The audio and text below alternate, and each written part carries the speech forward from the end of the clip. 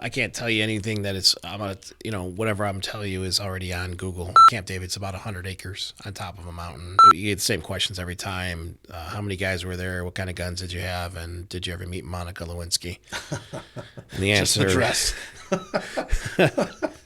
All right, this is the second podcast, Leatherneck Reconnect, solo here with me, myself, Matt Dudley, and I am with Dean Smith today. Mike is traveling back from Vegas, and so we're out here at the KNE Realty studios, I guess, if you will. In Howell, Michigan. They're so kind to let us use their space and do our thing. So we're going to do a little thing here. Me and Dean came out, and so, or Dean and I, would it be Dean and I? Yes. Right? Dean and I, that's the proper way of saying it. And then just like I told Mike, you got your little, this is your ISO cam right here. So if you ever is that me? If you ever want to get real close and intimate with the viewers, like that's your single shot right there. So you can. Like that? Yeah. And every time you do that, now I got to edit. Oh, okay. Yeah, I got to cut between each one. I'm sorry. So Dean here, Dean is a senior guy to me. He's a salt dog. And, you are my boot. I am your boot. And we met, I know we've said this a couple times today. I think it's right around 2 years ago. Mm-hmm. And I met you because, it was two different ways that we kind of had a meeting. We had an online meeting, which was the virtual meeting of you sending me a message and inviting me out to a St. Patrick's Day thing because that was something that you guys were doing. And we had just got back from season 2, and you literally just sent me a message. I never knew him. And it was, hey, come out with me. I got you. Don't worry about it. You got a ride. And, I'm heading out to Chicago. And I couldn't do it because I just got back from a 10-day trip. There was no way I could leave again. And you hate America. Yes, right. That's So it sucked because I really wanted to do it, and that was pretty awesome, and that just kind of justified everything that we're trying to do as far as the brotherhood goes, and for you to just randomly reach out to me and say, "Hey, come with me," and like that was cool as shit. Yeah.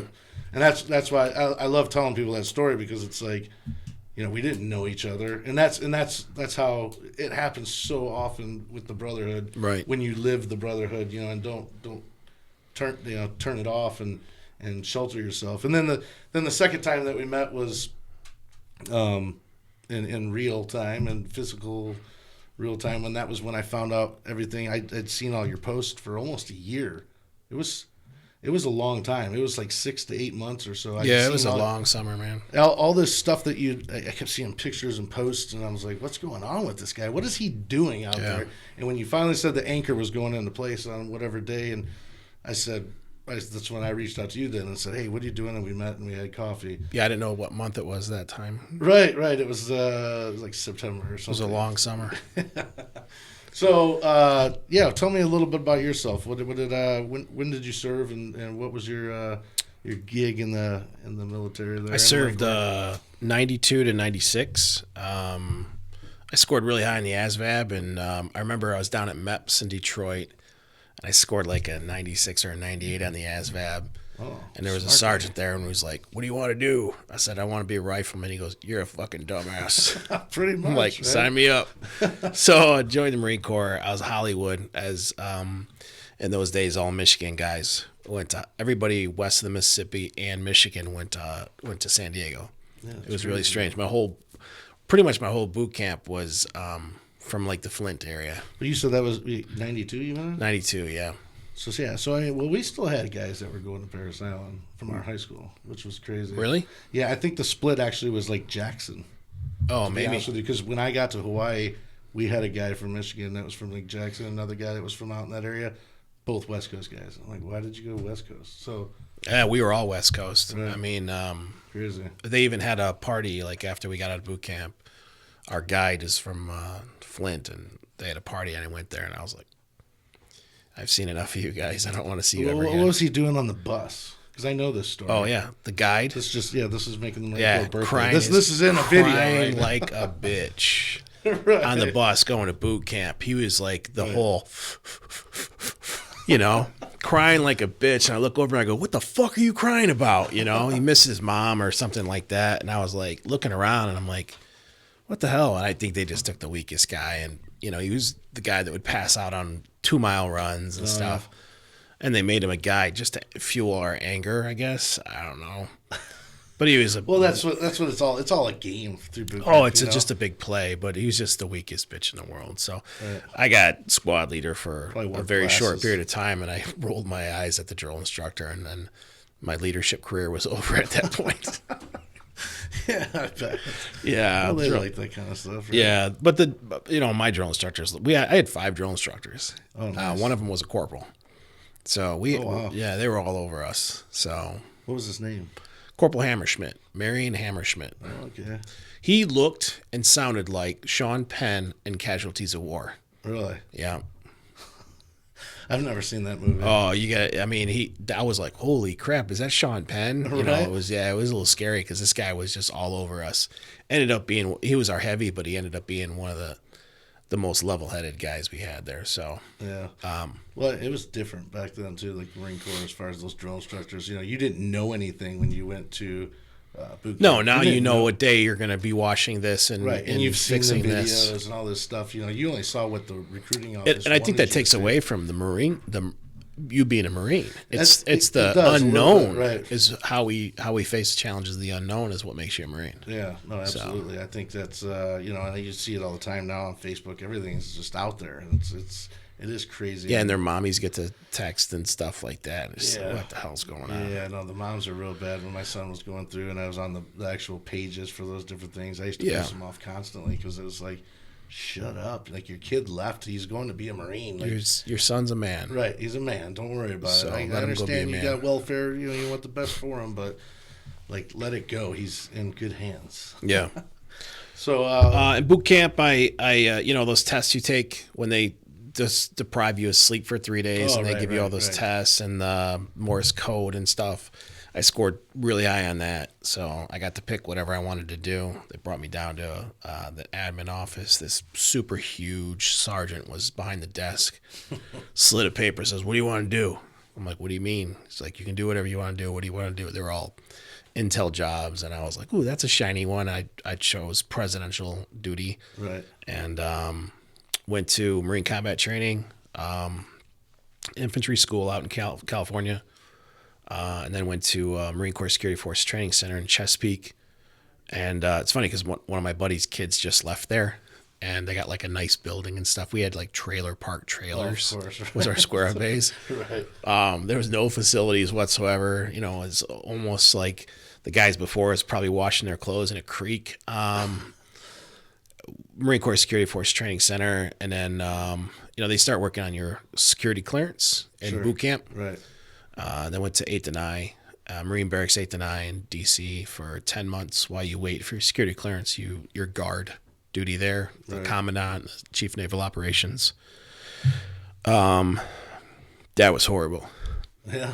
I hated that place. I mean, everything spit, shine, this, that, the other. Well, you were the polished. No, but it was one of those things where it was the lack of leadership, where there was guys out there that wanted to screw you over to make themselves look better. Oh yeah, it was not the Marine Corps. Yeah, that's the pearl of the Marine Corps is not the Marine Corps. More like the drama club. Yeah, it's like really bad. So you're like hoping something. to God you get your security clearance comes through, right? So you can get the hell out of there without like getting kicked out or whatever. Right. So you could either go to White House Communications Agency, which is a building on Anacostia, Bowling Air Force Base. Mm-hmm. They guard the computer systems and stuff that actually control all presidents' communications, the nuclear football and stuff like that, and they go guard that equipment when they go overseas, like Israel or whatever. So it's one of those jobs where you're wearing your dress blue delts and stuff, and you get money for suits and stuff like that, and you travel quite a bit, which is a cool thing.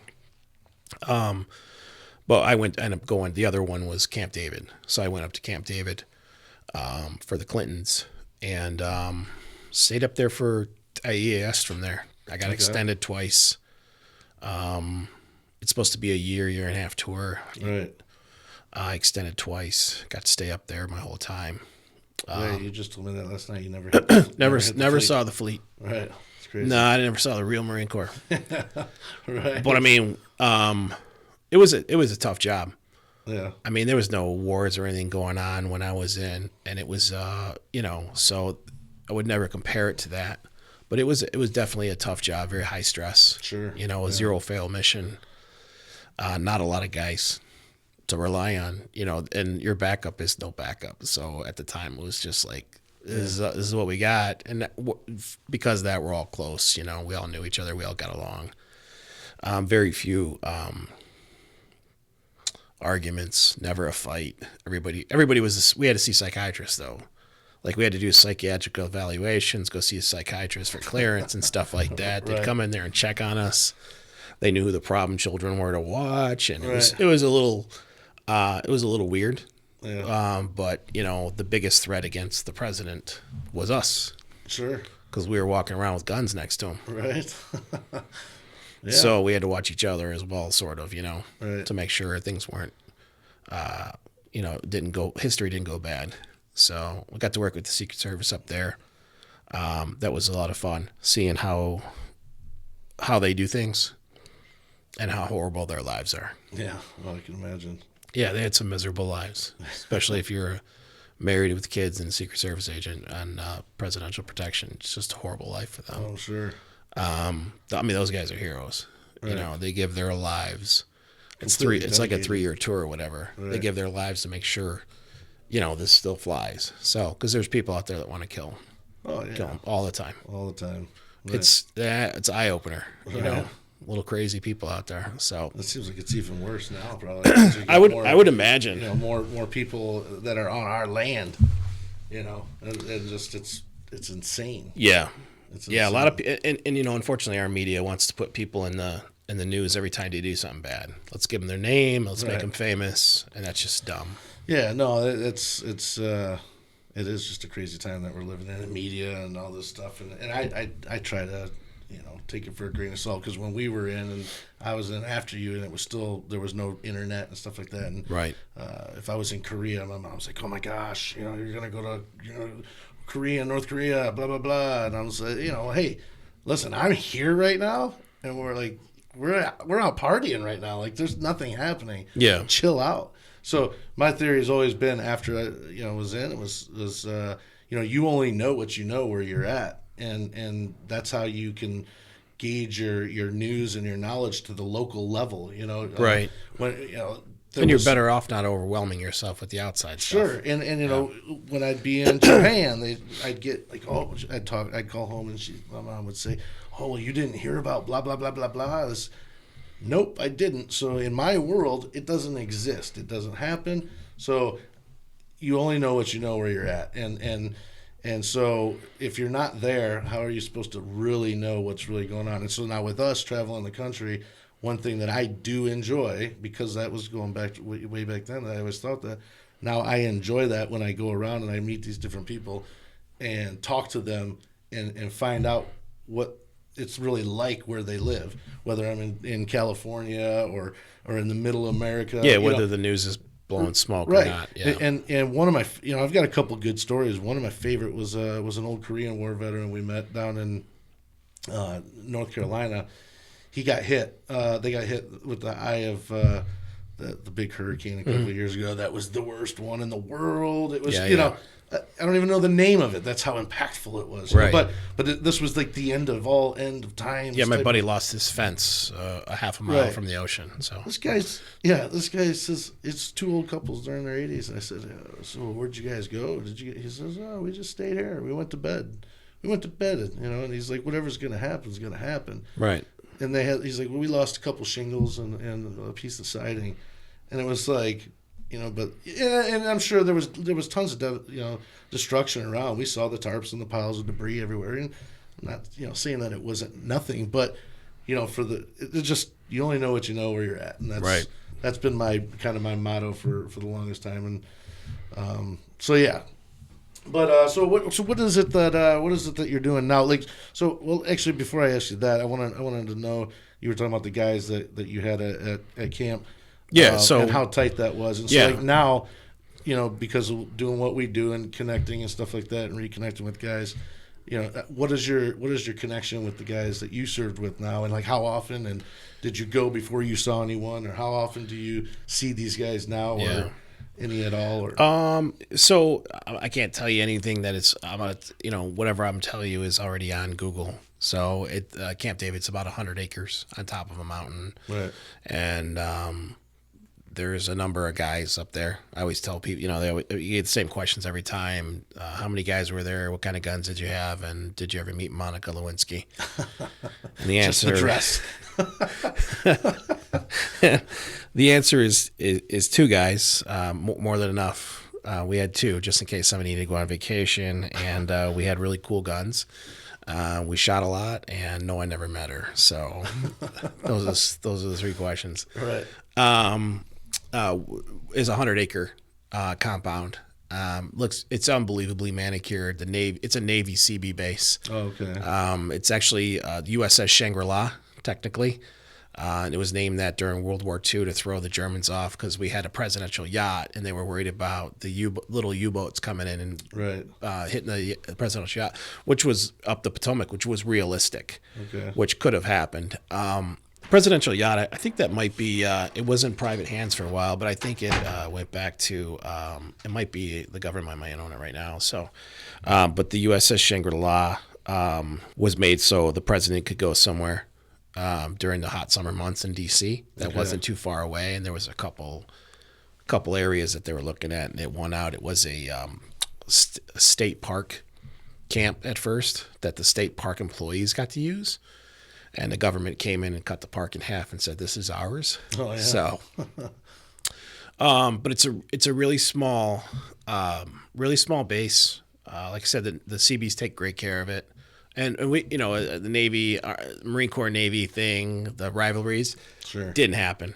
We were all nice and close. Everybody respected each other. It was a really cool place. It was a really cool place to work. I don't think you'll find anybody that was up there that didn't absolutely enjoy their time up there and didn't feel very honored to be there.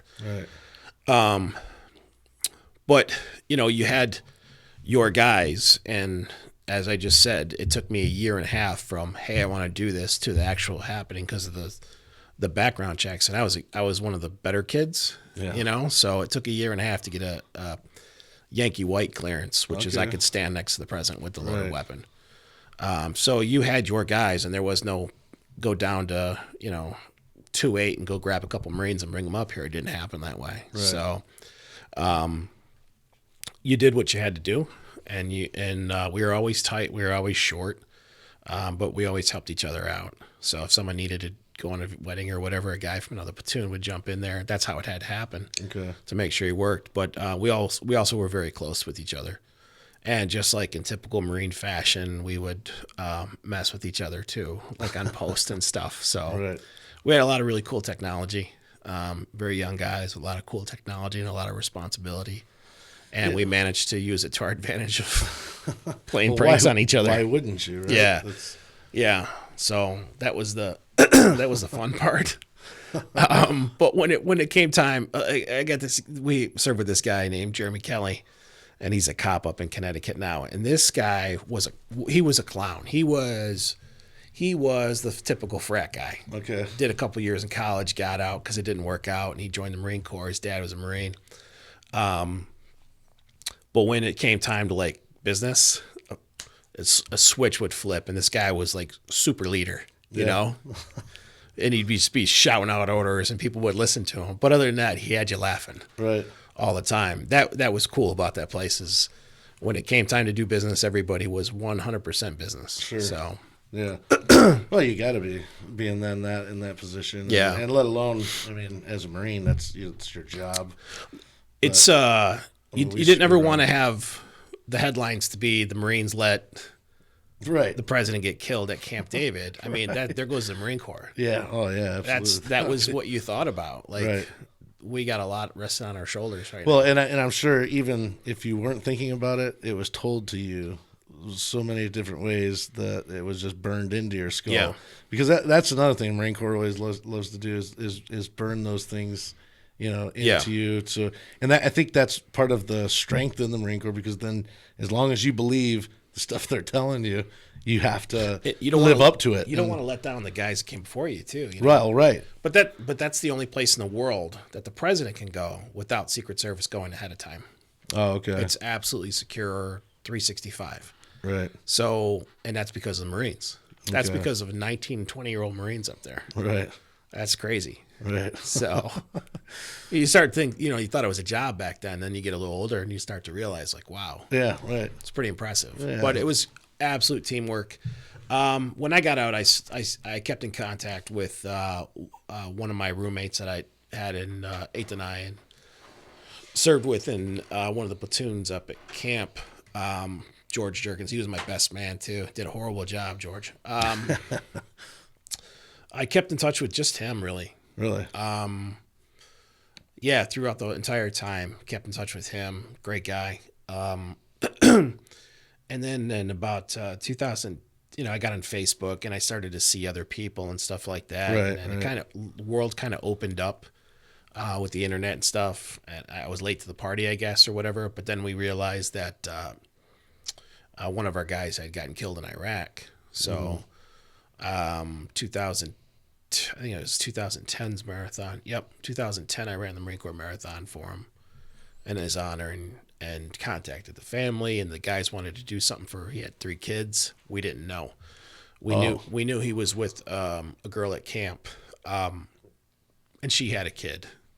It's funny because one of the guys were like, "Yeah, the last memory I have is seeing him at the mall with his girlfriend Stephanie and her daughter Ashley on his shoulders." Walking through the mall like he was dad, like he was this young dad or whatever. Right. He ended up marrying her. Beautiful, beautiful woman, inside and out. They had 2 more kids, and he got killed in Iraq. So we did an honor run for him back then in August 2011. We ran from the base of the mountain at Camp David because the CO asked me not to do it from the front gates. So. The CO ended up running a Marine Corps flag for us at camp that morning, and then had a couple guys and the first sergeant run it down like 7 miles down the mountain to where we were at, and they handed it off to his oldest daughter, the one that he was holding on her shoulders. She was, I think, 7. I think Ashley was 17 at the time. Okay. And we made her carry the flag, and then it was to the point where we couldn't get it out of her hands. Right. She ran like 19 miles with us. Oh wow. 17 years old. Yeah. Wow. She's a little tough. She's a tough cookie. Right. So we ran from camp to 8th and I. We got to cross the Potomac on a barge, a little barge thing where the cars go across. Oh, right. Little ferry or something. Yeah, ferry. White's Ferry. Ran through Virginia, got to 8th and I. Picked up 40 Marines from the guard platoon there, and they all ran us over to Arlington, where he's buried, Right. and a couple other guys came out. It was pretty cool. But coming over the Arlington Memorial, it was 100 miles total, and Wow. it took 27 and a half hours, and only one guy completed the whole thing, Trevor. But a lot of the guys filled in along the way. Tyler Swisher is the guy that got killed. His best friend and then brought his body home from Iraq. Drove up from Lejeune, got out of his car and ran 50 miles with us. Yeah, I think he was. I think he might have been a major at that time. I think he might have been a major. He just picked up colonel. Okay. But pretty badass for a major to just jump out of a car and run 50 miles. Right. So that's a whole nother level. So, Right. It's a long way. But yeah, so that happened and we just kept doing it. And then we all got, the web got bigger and bigger and bigger, and we met more and more people, and became family with our own families and Gold Star families that we met along the way and helped along the way. Right. We raised money for college funds and stuff for the kids that lost their dads. And in a weird, strange way, Tyler's death brought a lot of good in this world. Brought a lot of good people together. It seems like sometimes those unfortunate cases like that, Yeah. do that type of thing. Yeah. You can, well, and that's the only thing you can. I think that you can really hope for out of a terrible loss is that something good comes of it. Like Yeah, and he had too much good come out of it. I mean, he's a legend because of right, that. right. That's like and like you just said, like it's terrible what happened, but as long as something could come out of it and it helps, and sometimes it saves. Sometimes the loss of somebody. Say, I've heard of people that we got the heat kicking on here.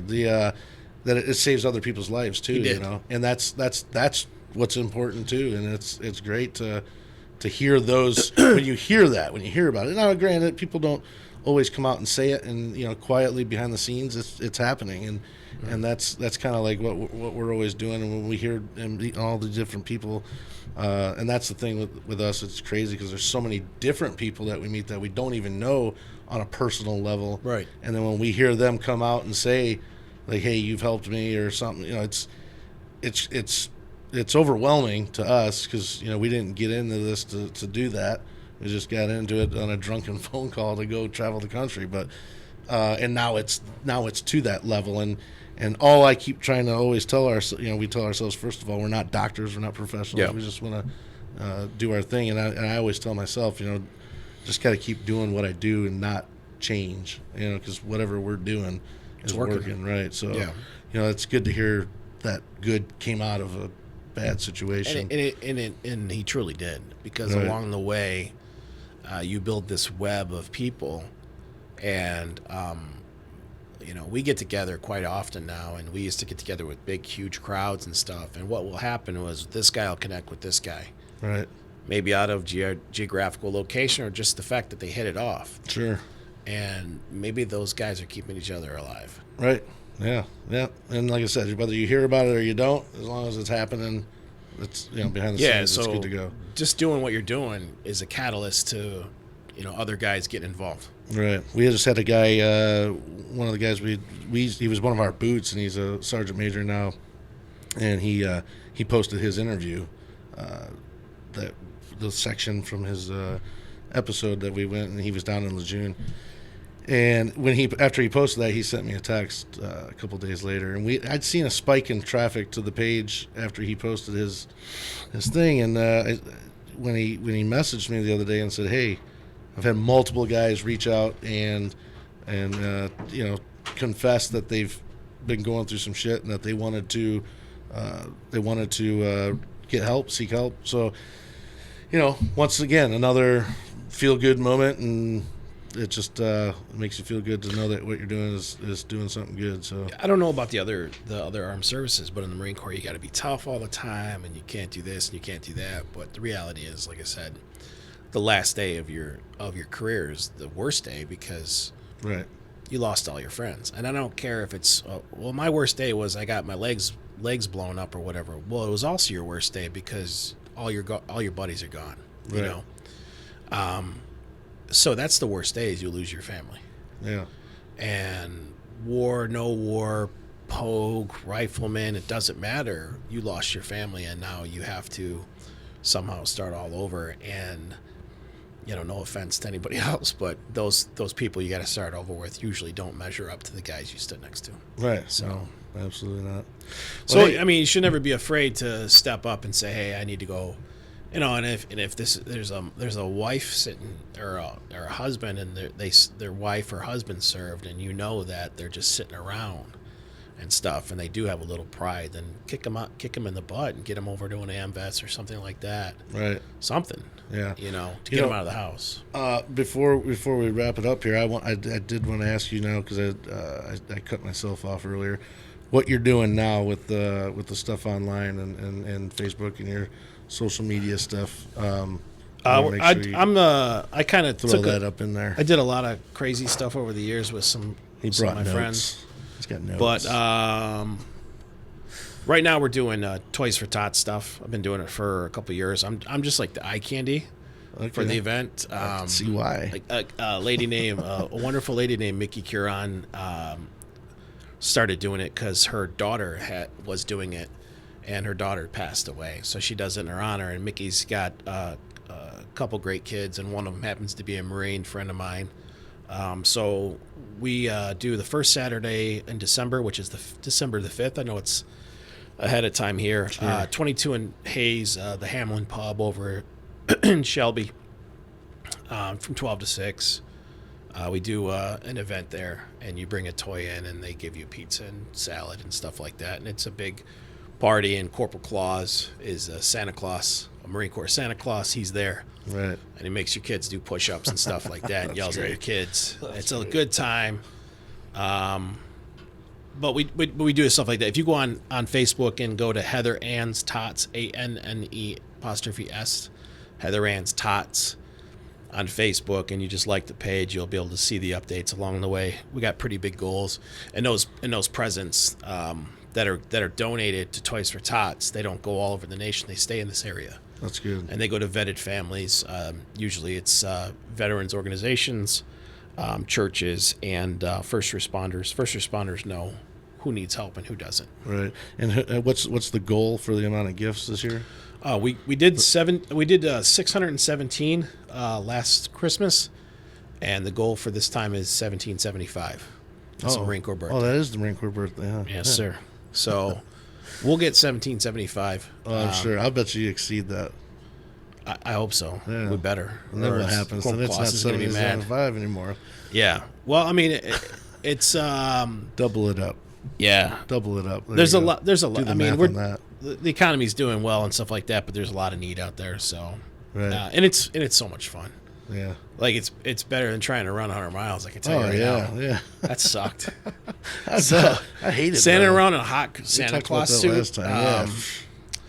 That's all right. That's all right by me because kids go crazy. Right. You know, they're like, "This isn't Santa Claus." This isn't Santa Who's Claus. this guy Why is he yelling at me? wearing Why is he wearing a smoky? Yeah, there's a picture of this little bitty redhead girl. She probably was 2 or 3 years old, following me around like a puppy dog. Oh yeah.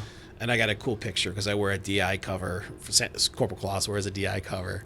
I know I don't rape, but Corporal Claus does. But I had her in my arms. Her mom was like, "Yeah, you can take a picture." I had her in my arms, and I had my DI cover pressed up against her forehead, like the old poster and stuff. She was just adorable. That's great. But yeah, so if you could get on there and like that page, we would appreciate it very much. We're trying to get some traction with the local radio stations as well. Well, I'll attach the link to this video here. I appreciate it. This wonderful podcast we're doing. We had, I had some Marine buddies send gifts and then Amazon gifts in that were out of state. Right. They're like, yeah, we saw it, and they just gifts showed up. Yeah, it was so easy to do now. I know. Just ship it out. $10 gift on Amazon and have it shipped out. Right. You don't even have to touch it. No, and that's pretty cool. And Yeah, it definitely easy. we got to bring some gifts out to some kids, and it was pretty heart wrenching.